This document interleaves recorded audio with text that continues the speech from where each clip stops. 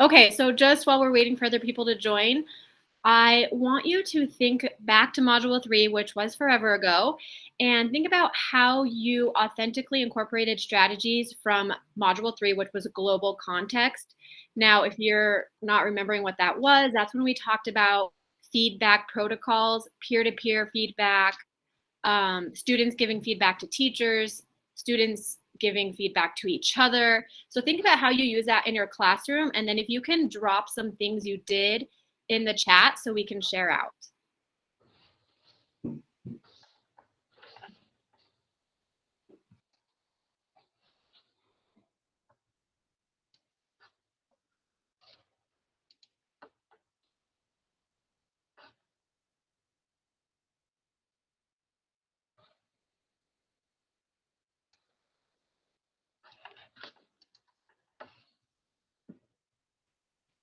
And if you weren't part of session 3 and you weren't working on any of the feedback protocols, if you could just share in the chat, what does data-driven instruction mean to you?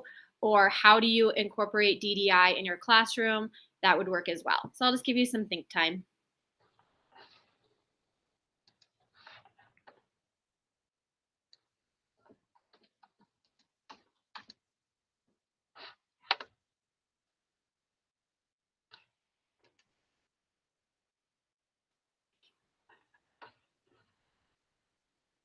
It looks like Christopher says, student turn and talk, live Google Doc peer reflections. Awesome, Christopher. Stacy, DDI, ensuring you are tracking each student to know their strengths and weaknesses in regards to standards. Yes.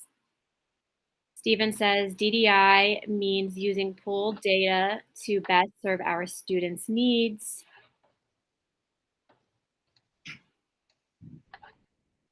Andrew Kuhn said his students debated if electric cars are really good for the overall health of the environment. Great specific example of how you used feedback.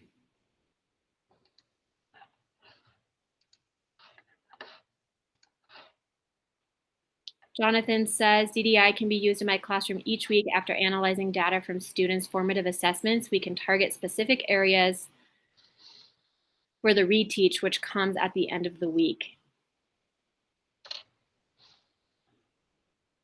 Santo says, I had students do regular peer critiques on Flipgrid using a form like this with a link. If anybody wants to check that out, thank you for sharing that, Santo. You guys are on it this morning.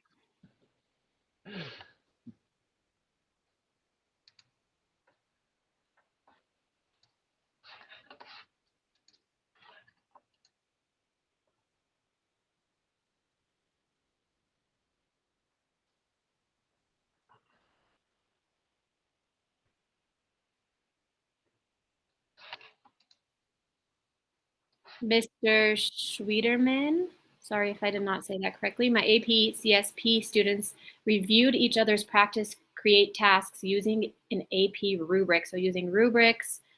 Matthew says, good morning. I asked my students to give each other feedback on a writing piece to make it better. So it looks like a lot of you have been incorporating things from global context and giving that peer-to-peer feedback or even student to teacher feedback. So awesome. And now we're just going to jump into the content for this morning. Okay, so welcome to this PL Day, Reimagining Classrooms by Integrating Culturally Responsive Technology. You are in session 4, which is my responsibility. And this just means that you are responsible. Sorry, we clicked, but this means you're responsible for the academic and social emotional success of your students. And now we're going to introduce ourselves. Hey everyone, my name is Luke Mund. I'm the supervisor of our 6th through 12th coaches, and I just want to say too that this morning, along with everything else going on in the world, that we've had some sickness in our team. So please be patient with us as we've had to maneuver things a lot in the last 24 hours. So we're missing a couple people and having people working in different situations and stuff. So thank you for your patience this morning, and thank you for all of your interaction already this morning. I love to see at 8 o'clock, first day back, everybody's interacting. Good morning, everyone. My name is Lisbon Phillip. I am the secondary digital coach for the Southwest region. Good morning, everyone. It's good to see y'all. My name is Kaylee Parachia, and I am a digital coach for secondary schools in the Central region. Good morning, everybody. I'm Amy Valturo, and I am a secondary coach in Northwest region. And I'm Drea Aguirre. I am the secondary coach for the Near Northeast region. And hi, I'm Steve Holtz-Russell. I'm the program manager for the MyTech program on the academic side, taking EJ's place this morning. So this is the updated land acknowledgement. And so I want to give everybody about a minute and a half to just read through this, and then I'll explain how the land acknowledgement has been updated for this year.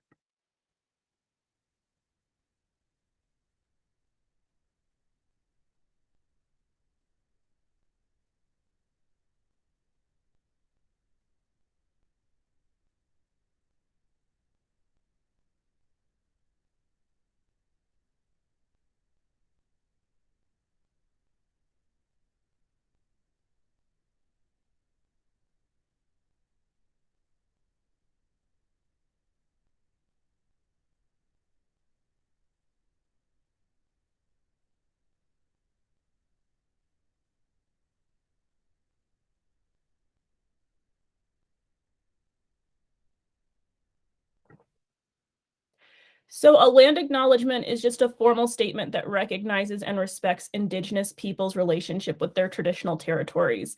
Dr. Tink Tinker, a longtime member of the Denver Metro Native American community, collaborated with DPS's Native American Cultural and Education and Academics teams to write this land acknowledgement for DPS. Indigenous peoples are the first Americans of this country. In Colorado, we occupy the traditional and ancestral homelands of the Arapaho, Cheyenne, and Ute nations. This is a time for individuals to learn and acknowledge the significant sacrifices and contributions Native Americans faced and overcame, both historically and presently. Today, there are over 574 Native American sovereign tribal nations here in the United States, each with many enrolled citizens.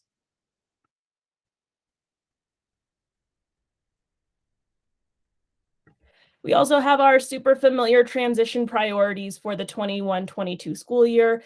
As everybody here already knows, our DPS buckets that we're focusing on this year is equity, accelerating learning by re-envisioning education, and social, emotional, and mental health.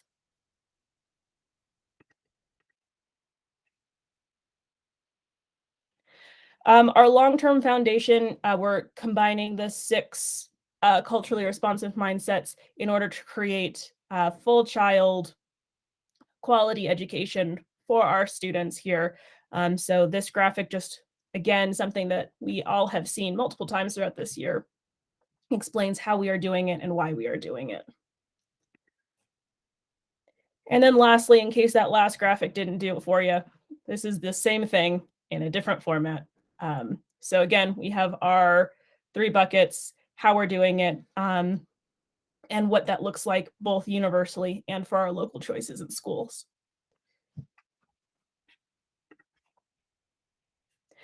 And then last thing that I'm going to cover, and then I'll let somebody else talk, is remember that if you are using any new tools in your classroom, go ahead and just make sure that you report them on the ATM site.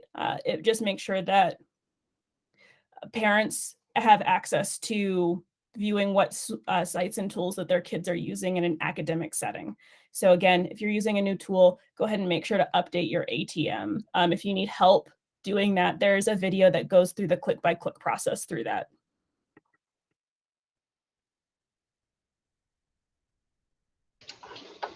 All right. Again, today we are going to be going over the educator mindset of my responsibility. So it is our responsibility as educators to be responsible for the academic and social emotional success of all students. And as a former specials teacher, I'll say that like this is a mindset that I really worked hard to have, is because I had 200 kids in my school that I was responsible for, and they were all my students. So they weren't like Miss Charles' class or Miss Johnson's class, that they were all my kids. And so that's what we're going to be talking about today. And specifically, we're going to be looking at DPS practice 2, which is all about data. So I'll give you a minute here to read through all of this, but basically it's saying that we use data to get information as to marginalized student groups that we have, students that might have learning gaps, and then how do we put that into action? So all 3 of our breakout rooms today are all going to be about using data and putting that into action, that DDI process that we've all heard about today, but hopefully you get some new ideas as to how to implement this in your education setting.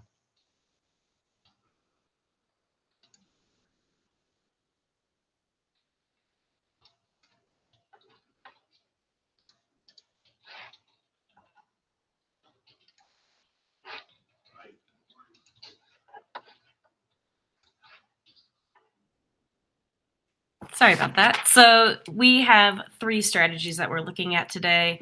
The first one is using primarily Schoology to use data to track student mastery, and that's going to kind of incorporate using your own created rubrics or even your own grading kind of systems in Schoology. Strategy 2 is all about differentiation, so using different digital tech tools to differentiate your content, process, and product.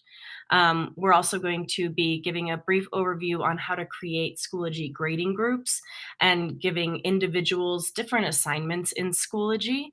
And also strategy 2 will be covering just different assignment submission types, just to have a further differentiation in assessment on Schoology. And then strategy 3 is all about self-grading, checks for understanding. So using Schoology, Google Forms, and Kahoot to kind of facilitate students in their own self-grading. And we have our 3 different links for strategy 1, 2, and 3 based on where you would like to go.